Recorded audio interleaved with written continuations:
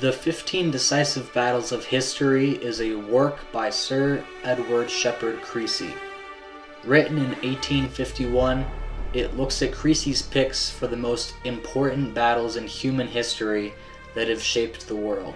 Ranging from the Hellenic period through the Napoleonic era, Creasy goes into detail about the lead up to the battles, the events themselves, and the impacts that they had on world history.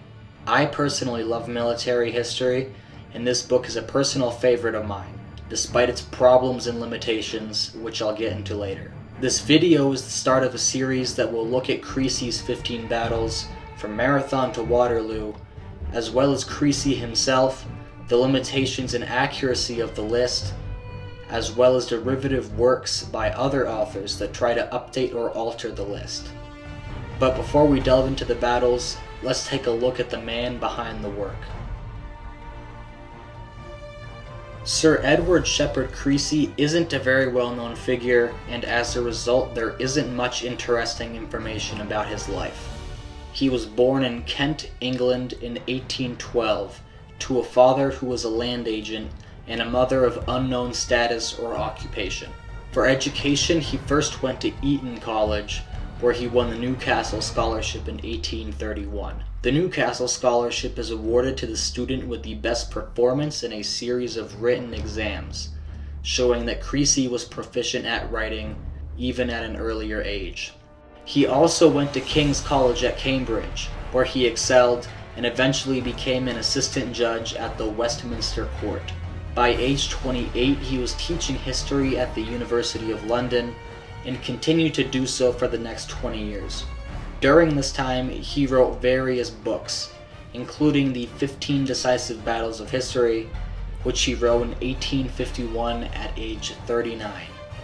In 1860, he was knighted, finally becoming Sir Edward Shepherd Creasy.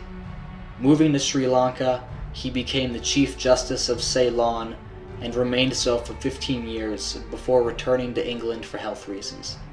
2 years later, in 1878, he died of his sickness in London. As I mentioned before, the 15 Decisive Battles of History looks at battles that deeply influenced history. The list does not rank order the battles, but rather lists them in chronological order. The list starts in 490 BC at the Battle of Marathon. Here, the Persian Empire, led by King Darius I, began an invasion of Greece. The battle took place at Marathon and not far from Athens, and saw Athenian forces face off against the invading Persians. Next on the list, we look at the Battle of Syracuse in 413 BC. This time, we see Athenian forces invading the Sicilian city of Syracuse and facing off against other Greek soldiers, mainly from Sparta.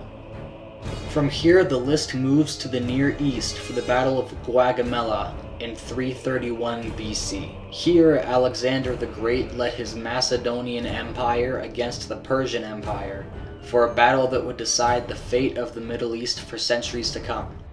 Finally, moving away from the Greek powers, the list moves to Italy for the Battle of the Metaurus in 207 BC. Here we see Hasdrubal cross the Alps in an attempt to join his more famous brother, Hannibal, to unite the Carthaginian forces and face the Romans during the Second Punic War. Moving north, the list crosses into the next millennium with the Battle of Teutoburg Forest in the year 9 AD. Varus, leading 3 legions of Roman soldiers, crossed the Rhine River to fight Arminius and his rebellious Germanic tribes. Jumping over 400 years later in the future, Creasy's list includes the Battle of Chalons, taking place in what is now eastern France in the year 451 AD. Chalons saw the Western Roman Empire, aligned with barbarian forces from across Western Europe, fight against Attila the Hun and his invading forces from the steppes of Eurasia.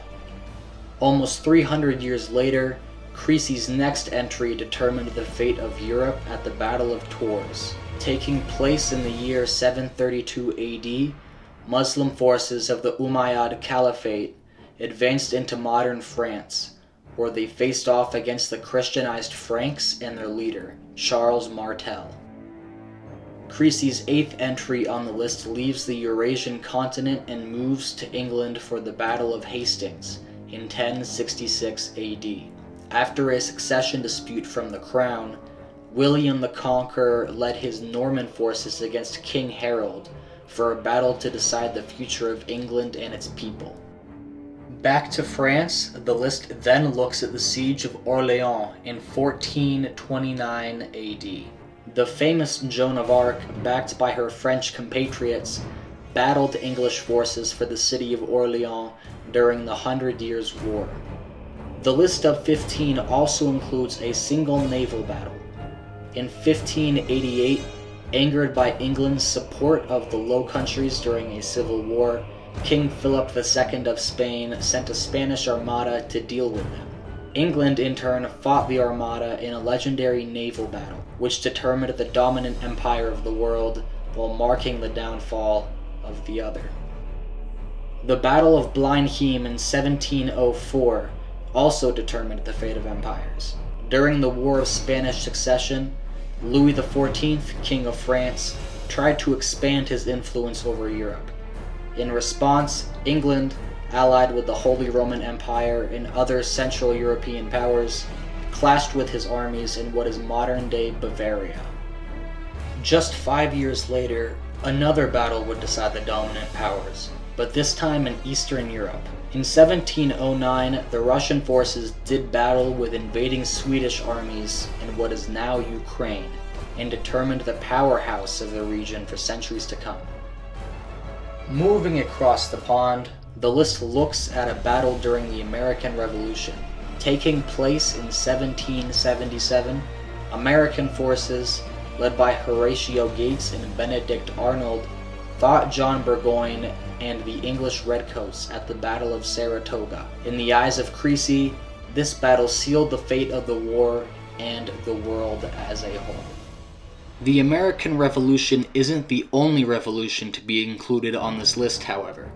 In 1792, French revolutionary forces at the Battle of Valmy, defending their newfound republic, clashed with the monarchical forces of Prussia and the Holy Roman Empire, in a battle that in many ways would shape Europe's political future. Finally, Creasy's list of 15 concludes with the Battle of Waterloo. After escaping exile, Napoleon Bonaparte came to power again in France and planned to stay.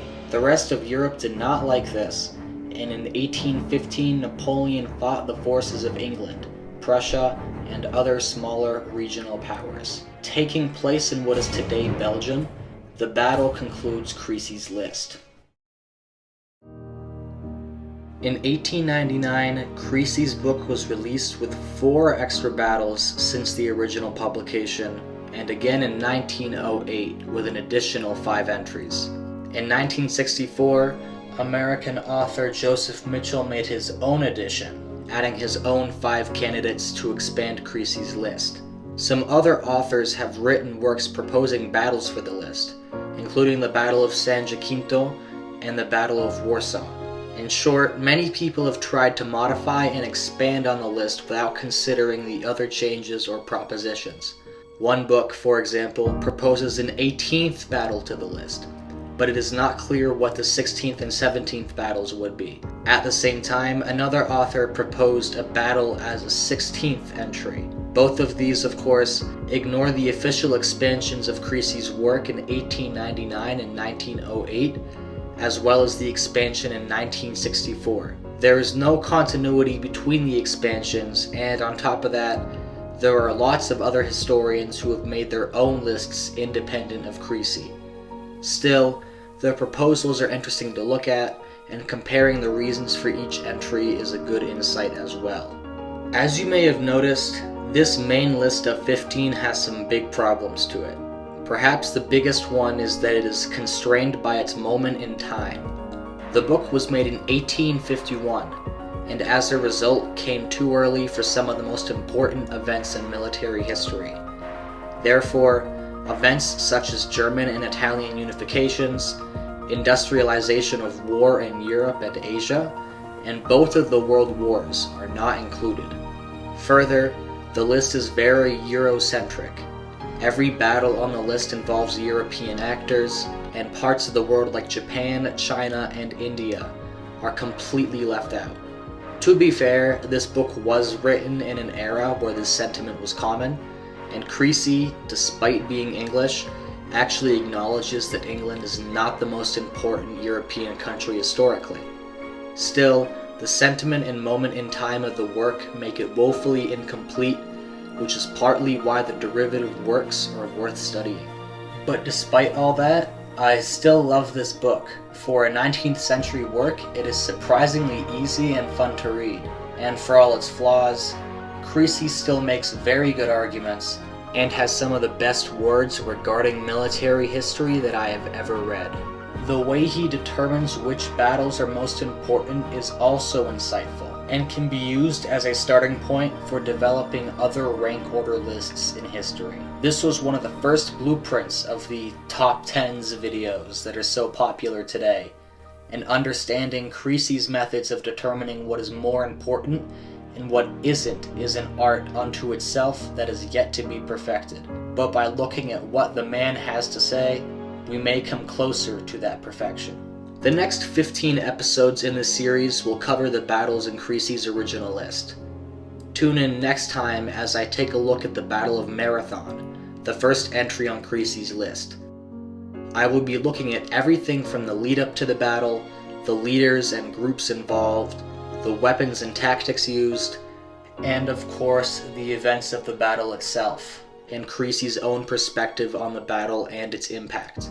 Thanks for watching, everyone. Don't forget to like and subscribe, and I will see you next time.